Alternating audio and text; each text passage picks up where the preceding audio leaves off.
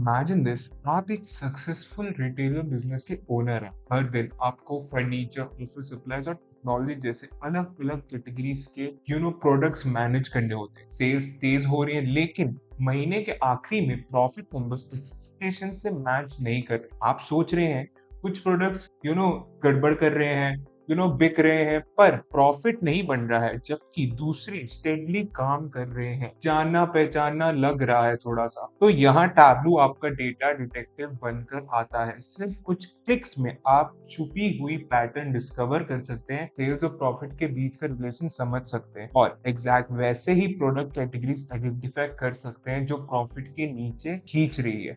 और अब मैं आपको बताऊंगा ये सब पॉसिबल है एक पावरफुल टूल के थ्रू। ये टूल है टैबलू का कोरिलेशन एनालिसिस, जो आपके डेटा को हिडन पैटर्न्स को दिखाता है और आपके डिसीजन को ट्रांसफॉर्म करने में हेल्प करता है। हाय, आई एम अंश फ्रॉम नोहा अकेडमी।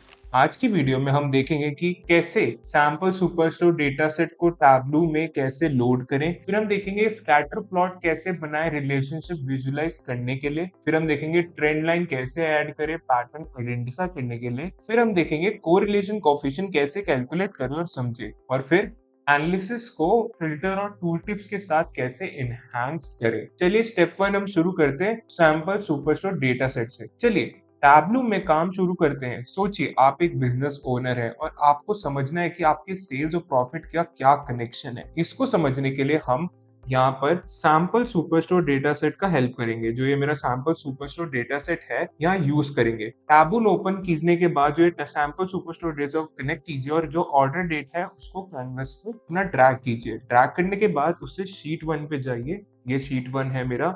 शीट 1 पे जाने के बाद ये प्रॉपर्ली आपका मेन ओपन हो जाएगा। ओपन होने के बाद अब हम आते हैं सेकंड स्टेप पे, जो है क्रिएटिंग अ स्कैटर प्लॉट। अब सेकंड स्टेप में ये है क्या, अब हम सेल्स और प्रॉफिट के बीच का संबंध देखने के लिए एक स्कैटर प्लॉट बनाएंगे।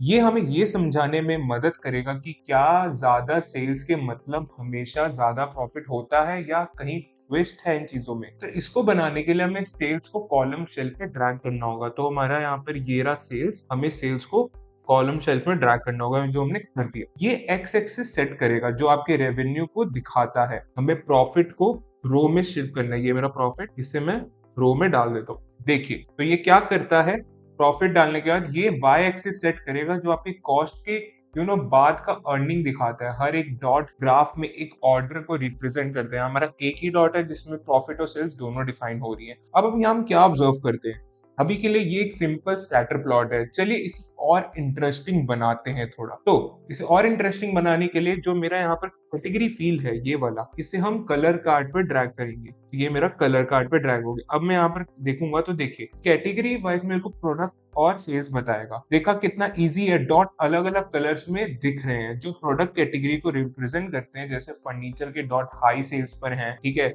ये मेरा फर्नीचर का है तो वो लो सेल्स पे है। तो अगर मैं टेक्नोलॉजी की बात करूं वो एकदम हाई सेल्स पे है, ठीक है। तो उसमें हमें ज्यादा देखने की जरूरत नहीं है। अब अगर इसमें मैं एग्जांपल लूं, इमेजिन कीजिए कि आप अपने स्टोर के डेटा को देख रहे हैं और फर्नीचर कैटेगरी का लो प्रॉफिट को नोटिस करते हैं। ये आपको सिग्नल दे सकता है कि कहीं हाई कॉस्ट या डिस्काउंट की वजह से प्रॉफिट कम हो रहा है। अब आप अपनी प्राइसिंग स्ट्रेटेजी को रीथिंक कर सकते हैं on the basis of scatter plot. अब स्टेप 3 आता है ऐड अ ट्रेंड लाइन। तो अब हम एक ट्रेंड लाइन ऐड करते हैं ताकि पैटर्न्स को क्लियरली समझ सके। ट्रेंड लाइन हमें सेल्स और प्रॉफिट के बीच का ओवरऑल रिलेशनशिप दिखाते हैं। कैसे, अब इसको कैसे करते हैं, तो आप यहाँ पर जो डेटा और एनालिटिक्स लिखा है यहाँ पर आप क्लिक कीजिए। क्लिक करने के बाद आपको यहाँ पर ट्रेंड लाइन ढूंढना है। तो यहाँ ये मेरा ट्रेंड लाइन है। ट्रेंड लाइन को कैनवस पर ड्रैग कीजिए और ड्रॉप कर दीजिए। तो ये मैं ट्रेंड लाइन को लूंगा और लीनियर पे करके, तो अब इससे क्या हुआ, लाइन के स्लोप दिखेगा आपको। अगर स्लोप पॉजिटिव है तो इसका मतलब है कि हायर सेल्स काफी बार हायर प्रॉफिट के साथ एसोसिएटेड है। अगर लाइन फ्लैट या नेगेटिव है इसका मतलब होता है कि दोनों के बीच कोई स्ट्रॉन्ग संबंध नहीं है। तो अगर मैं देखूं तो ये मेरा हायर में जा रहा है, तो मीन्स मेरा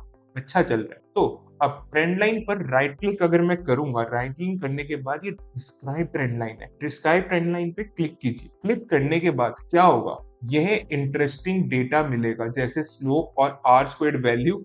जैसे जो जो चीजें इसमें दे रखी है, स्लोप बताता है कि प्रॉफिट की रेट से सेल्स के साथ बढ़ते हैं और आर स्क्वेयर्ड वैल्यू ये मेजर करता है कि ट्रेंड लाइन डेटा को कितना अच्छे से फिट करता है। फॉर एग्जांपल मेरा यहाँ पर पी वैल्यू है 0.6 पर 0.6 के अराउंड और टी वैल्यू 0.5 के अराउंड, तो ये मींस मेरे लिए यहाँ पर अच्छा टर्म पे दिखा रहा है। अब स्टेप 4 आता है हमारे पास कि हमें यहाँ पर कैलकुलेट द कोरिलेशन कोफिशिएंट। अब हमें कैलकुलेट करना है कोरिलेशन कोफिशिएंट। अब हम रिलेशनशिप का एक नंबर निकालते हैं जो कोरिलेशन कोफिशिएंट खेलता है। टेंशन मत लीजिए, टैबलू में ये काफी आसान चीज है। हमें क्या करना है, हमें एनालिसिस में जाना है। एनालिसिस में जाने के बाद हमें क्रिएट कैलकुलेटेड फील्ड पे क्लिक करना है। यहाँ पर हम इसका नाम दे देंगे कोरिलेशन, राइट। मैं इसे कोरिलेशन नाम दे देता हूँ।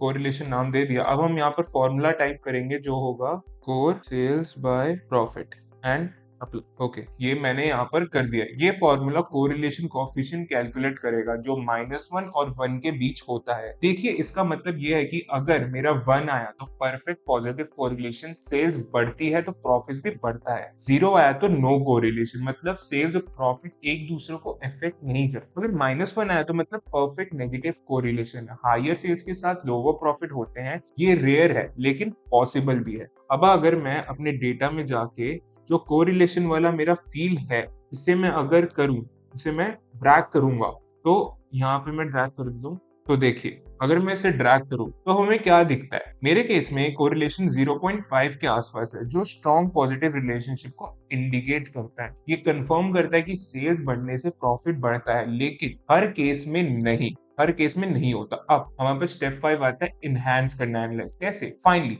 चलिए इस वर्चुअलाइजेशन को और इंसाइटफुल बनाते हैं कुछ इनहैंसमेंट के साथ। अब हमें क्या करना है, जो रीजन या कैटेगरीज को फिल्टर शेल्फ पर ड्रैग करना है। तो मेरा ये जो रीजन फील्ड है इसे मैं फिल्टर शेल्फ में ड्रैग करता हूँ और ऑल सिलेक्ट करके अप्लाई एंड ओके। और कैटेगरी को हमें फिल्टर शेल्फ में ड्रैग करना है, तो अप्लाई एंड ओके।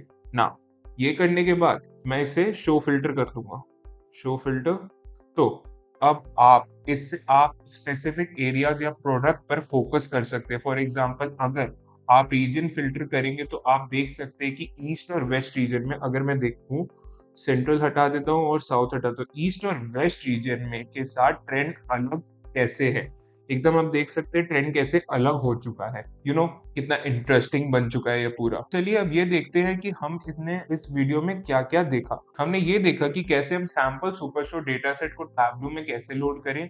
फिर हमने देखा कि स्कैटर प्लॉट कैसे बनाएं सेल्स और प्रॉफिट के रिलेशनशिप को विजुअलाइज करने के लिए। फिर हमने देखा ऑनलाइन कैसे ऐड करें पैटर्न आइडेंटिफाई करने के लिए। फिर हमने देखा कि कोरिलेशन कोएफिशिएंट कैसे कैलकुलेट करें। फिर हमने देखा कि फिल्टर के साथ एनालिसिस को कैसे एनहांस करें। टैबलू के साथ आप अपने आसानी से अपने डेटा को हिडन इनसाइट डिस्कवर कर सकते हो और स्मार्टर डिसीजन ले सकते हो। Thank you for choosing Know How Academy as a source of IT knowledge. We always here to help you and navigate you to the tech world.